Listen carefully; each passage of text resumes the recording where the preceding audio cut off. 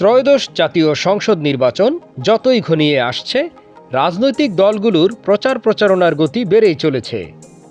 এরই ধারাবাহিকতায় ভোলা ৩ আসনের বিএনপি মনোনীত প্রার্থী মেজর অবসরপ্রাপ্ত হাফিজ উদ্দিন আহমেদ বীর বিক্রমের পক্ষে প্রচারণা চালাচ্ছেন তজুমুদ্দিন উপজেলা যুবদল নেতা ইকবাল হাসান মায়া।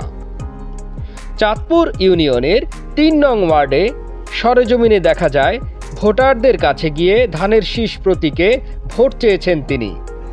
এ সময় তাকে দেশনায়ক তারেক রহমানের ফ্যামিলি কার্ড, কৃষক কার্ড, ইমাম ভাতা, আইসিটির পরিকল্পনা সহ ৩১ দফা কর্মসূচি তুলে ধরতে দেখা যায়।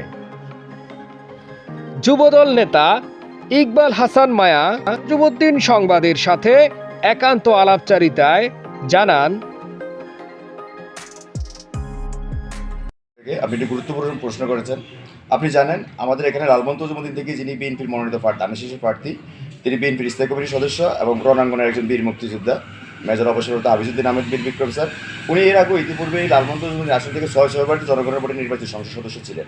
উনি এই অঞ্চলের অনেক পরিচিত মুখ, এই অঞ্চলের উন্নয়নের জন্য ব্যাপক কাজ করেছে। আপনি জানেন আমাদের মেঘনা একটা নদী ভাঙ্গন কবলিত এলাকা। এই অঞ্চলে যখন নদী ভাঙ্গা শুরু হয় তখন ওনার হাত ধরেই আমরা এই অঞ্চলের মানুষ সর্বপ্রথম সিমেন্টের ব্লক দেখতে পেয়েছি। এই অঞ্চলের মানুষ সেটা ভুলে যায়নি। হাফিজ ভাই দুর্নীতি মুক্ত লোক। হাফিজ ভাইয়ের হাত ধরে আমরা এই যে আপনার পিছনে যে মেইন সড়কটা দেখতে পাচ্ছেন, কুঞ্জরাট তজুমুদ্দিন সড়ক, এই সড়ক হাফিজ ভাইয়ের মাধ্যমে আমরা পেয়েছি। হাফিজ ভাইয়ের মাধ্যমেই তজুমুদ্দিন অনেক শিক্ষাক্ষেত্রে অনেক উন্নয়ন হয়েছে। যেমন তজুমুদ্দিন সরকারি college, Tazumuddin high school, girls school, এগুলো হাফিজ ভাইয়ের হাত ধরে এসেছে। এজন্য হাফিজ ভাই অঞ্চলের জনপ্রিয় মানুষ। হাফিজ ভাইকে নতুন করে আমরা এই অঞ্চলের জনগণের কাছে তুলে ধরার প্রয়োজন হচ্ছে না আমাদের। এর বাইরে যে বিষয়টা সেটা হলো, আপনি জানেন বিএনপি বর্তমানে একমাত্র রাজনৈতিক দল যাদের দেশ গড়ার একটা পরিকল্পনা রয়েছে। আমাদের অ্যাক্টিং চেয়ারম্যান শহীদ প্রেসিডেন্ট জিয়াউর রহমান এবং খালেদা জিয়ার সুযোগ্য সন্তান জনাব তারেক রহমান ইতিমধ্যেই এই দেশের হতদরিদ্র ছিন্নমূল মানুষদের জীবন মান উন্নয়ন করার জন্য মহাপরিকল্পনা হাতে নিয়েছে। তার ভিতরে দুটি পরিকল্পনার ভিতরে আমি আপনাকে বলবো, একটা হলো ফ্যামিলি কার্ড। এই ফ্যামিলি কার্ডের মাধ্যমেই এদেশের অবহেলিত নারী সমাজকে স্বাবলম্বী করার জন্য যে বিএনপি পরিকল্পনা, এই পরিকল্পনা আমরা জনগণের কাছে পৌঁছে দিয়েছি এবং আমরা ব্যাপক উৎসাহ উদ্দীপনার মাধ্যমে সাড়া পেয়েছি। এর বাইরেই অবহেলিত কৃষকদেরকে স্বাবলম্বী করার জন্য কৃষিকার্ডের মাধ্যমে আমরা যে পরিকল্পনা নিয়েছি, এই পরিকল্পনার কথা আমরা কৃষকদের কাছে তুলে ধরতে পেরেছি বিধায় কৃষকদের কাছ থেকে আমরা ব্যাপক সাড়া পাচ্ছি।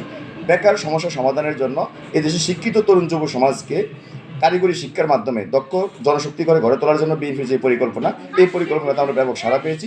আমরা আশাবাদী ইনশাআল্লাহ এই অঞ্চলের মানুষ তারেক রহমানের পরিকল্পনা এবং মেজর হাফিজের জনপ্রিয়তার কারণে আগামী 12ই ফেব্রুয়ারি জাতীয় সংসদ নির্বাচনে ধানের শীষে ভোট দিবে এবং মেজর হাফিজকেই বিপুল ভোটে বিজয়ী করে জাতীয় সংসদে পাঠাবে।